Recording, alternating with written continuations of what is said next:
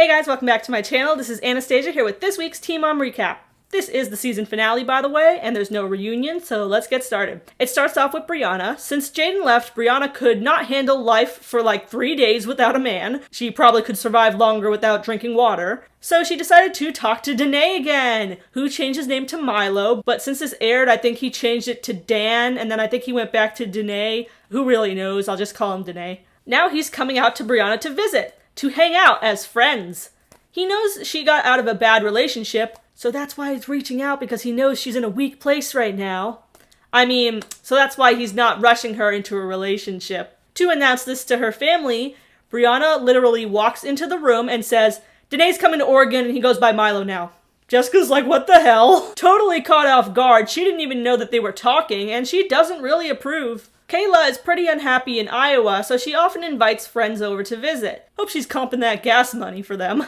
Isaiah's turning 2 soon, and Stefan is not invited to the party because he's a loser. Over to Stefan and Madison, he says he doesn't ever contact Kayla because he doesn't want to bow to her, and accuses her of never inviting him. Even Madison smells his bullshit from a mile away, which is really saying something. She says, well, why don't you just reach out to her first? In this voice like, duh, Stefan. You really gotta note how significant that is, because she literally has supported all his bad decisions in the past and defended him in every way, so he's really screwing up here. Stefan says Kayla always gets the long end of the stick. Not while she was dating you. Cody sits to talk to Rachel and apologizes. Rachel understands because, according to her, I forgot I was pregnant for a second there. You forgot. I guess when it's such a regular occurrence, that's kind of bound to happen. Since they made up, they've been getting along though. Stephanie asks what's her plans in life again, seeing as she has no GED or license. Rachel says her and Cody will stay together and he'll support her by getting a job. And I'm not trying to be a bum and live with my mom my whole life. So, are you implying you're not currently a bum? Ashley is mad that Barr is brushing off his crazy behavior when Ashley went to LA, making social media posts about her, calling every bitch and hoe he could conjure up, which I think she's talking about her own friends when she said that. Surprisingly, she says she'll always be Bar's friend, but he needs to let her live her life. Kaya and Tiaja have been broken up for a week, and they haven't talked since. Kaya is very depressed, laying around crying that nobody tries to help her, while her mom is taking care of her kids, of course. Doesn't notice that. Her mom says let Tiaja process it, give her a minute, but Kaya doesn't want her to process ill feelings. Meaning, I guess, she doesn't want her to sit and realize how bad Kaya's been treating her. Briana says she's excited to see Danae's transitions. Yeah, very literally. She brings Brayson to see him again because of course she does, poor kid. They meet up and it's a little awkward at first. He almost doesn't know what to say to her without yelling, I guess. He says it's hard to connect this new older Brayson to how little Brayson was when he knew him. Kind of like how Brayson can't connect whether you're daddy number 1 or 2 or a totally new one. Danae wants to apologize to Jessica. Briana agrees, and towards the end, they seem more comfortable with each other, and they joke about how he's still ugly.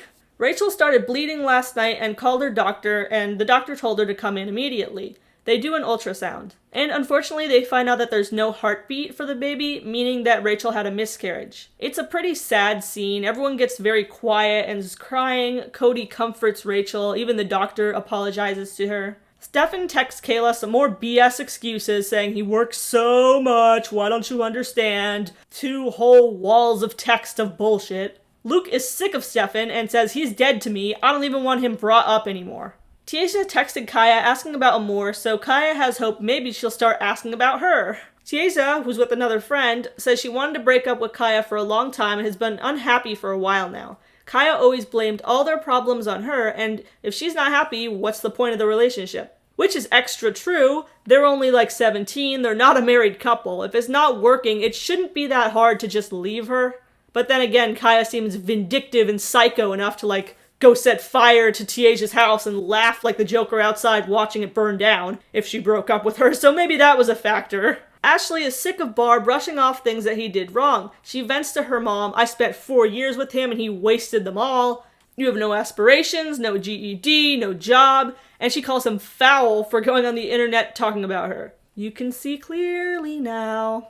Right at the end of all those nice things she said about Barr, the man himself arrives like a summoned demon. Briana is glad her and Danae can be in the same room again, I guess without beating each other up. It's the little things.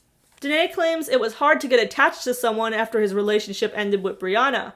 She says she went through it too, but he says, well, no you didn't, it doesn't compare because you have your family support, I didn't. Hey, it's those controlling aspects peeking through again. Don't tell her how to feel, man. I'm sure after being in a relationship with you, no one would ever want to date anyone ever again. Though to be fair, he's right that clearly it was not an issue for Briana. Robert. Although Rachel didn't want to have the baby, she still has regret that she had a miscarriage. Since she has to have a procedure done to clean it out, she asks if the doctor can put in the IUD while she's asleep. She also feels guilt and shame for ever considering abortion. She actually gets super reflective and insightful here in this next scene, more than I've ever seen her get on this entire show. Her grandma's there, and Rachel tells her grandma that she misses her and she misses living in her house. She says her life completely changed since she moved in with her mom, and she made so many wrong decisions that she shouldn't have made. I was actually super impressed by her ability to reflect on herself here. It's so different from how she acted the rest of the show, and it's kind of sad that it took a miscarriage to kind of make her open her eyes to how she was living. And I'm sure that's hard to hear for her mom, who was sitting at the other end of the bench. Kayla, Isaiah, and Luke went back to Illinois for Isaiah's party. Stefan didn't call for his birthday, but they all still had a good time. Kayla thinks it's better for Stefan to just stay away at this point. She's 100% done with him and has learned that you can't force him to be a father. She says to Luke, you are his father. Like some kind of reverse Star Wars shit. I thought Luke was the son. Tiaja and Kaya meet to talk. Kaya is crying her false eyelashes out before the conversation hardly even begins. Then we have to hear her talk through her sobs. I love you and I know it's not perfect, but I'll do what I gotta do if you want me to. Tiaja says, I love you, but our relationship is not for me. Kaya says, you know why? Because we're children. I'm learning to resolve conflicts healthy, blah, blah, blah, blah, blah. Girl, resolve this relationship by ending it now. Forever. Please. Tiaja says there's a difference between bad and toxic, and you can't fix toxic. The relationship is not making me happy, and I'm done. They get into a loud yelling match in the middle of the park, probably scaring away all the ducks, pigeons probably flying away. Tiaja tries to say that they'll still be friends, because who wouldn't want to hang out with this hot-ass mess? But Kaya calls it BS and leaves. With Tiaja's jacket on, by the way, which presumably Tiaja will never see again. Danae goes out to dinner with Briana's family. You know they were all dying to see him again, oh yeah. Briana hopes that they see the changes that she sees. I don't think they'll get to see all the changes. She also admits she's not closed off to getting into a relationship again with him, meaning most likely, translate from Briana terms to reality, they've already continued having sex again, and Danae probably already has some suitcases unpacked into Briana's drawers in her room. Danae apologizes to Jessica. Jessica appreciates that, but she didn't know that they'd been talking, and she'd be worried if they got back together. Briana gets mad that Jessica's mad that Briana didn't tell her that they were talking romantically, because Briana herself wasn't even sure of their relationship and if it was romantic. It's okay, Briana. Your mom should know by now that every time a transgender person enters the vicinity, Briana's probably already dating them. Not really any question about it. Bar comes, and just like Ashley said, he thinks everything is cool, is trying to act like everything's okay, and he didn't do anything. Ashley doesn't appreciate what he said about her online. Bar accuses Ashley of sleeping with Brizo for clout. We're talking about 600 Breezy here, not Chris Breezy. If anything, it was the other way around regarding the clout, Bar. Ashley says, well, guess what? And she starts doing this little twerk dance on the driveway that I found pretty hilarious. She sings, I'ma keep fucking him, 'cause I'm not fucking you. She really did used to be a stripper, huh? That was pretty smooth. It was really funny, though. Bar tries to act mad, but even he's smiling at her little display. He also calls her stupid, but she fires back, oh, I'm more educated than you. Don't call me stupid. Shots fired. Thank you, Ashley. Ashley was really winning in this scene, I gotta say. And it ends there. We get some little flashback montages, and that is all for this season of Teen Mom Young and Pregnant.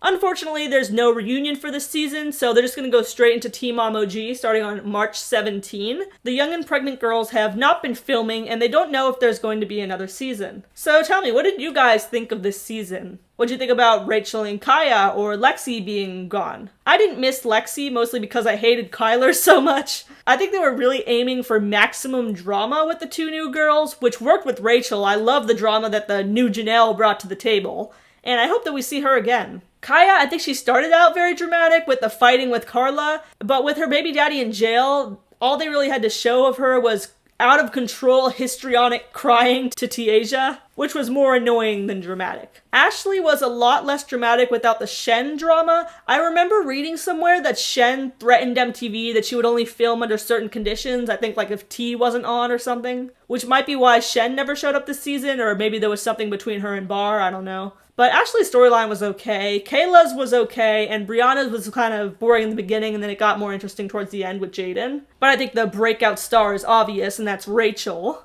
So I personally would love to see more Young and Pregnant. I think it's really like spicing things up from Teen Mom OG and Teen Mom 2, where they're kind of hiding a lot of things now. So I don't know, I hope it comes back. I don't know what you guys think. So let me know what you thought of this finale too. Is it good that Brianna and Danae are talking again? What do you think of Rachel's situation? Also, just a little channel update. I was wondering if you guys would want me to get like some lighting for this channel, because as you can see, I'm kind of been using natural lighting right now, so there's like a big ass palm tree in front of my window right here, and it kind of causes these weird shadows to show up. I don't really like that. So if you guys think that you would like to see me try to arrange some lighting so it's kind of consistent through my videos, go ahead and let me know down below. Also, leave a comment down below regarding the season finale, what you think of this episode. Subscribe for more recaps every week, starting again when Teen Mom OG comes back on in the middle of March. I might do some videos between then, some news type things. We'll just have to see. But I will see you guys next time, and stay tuned.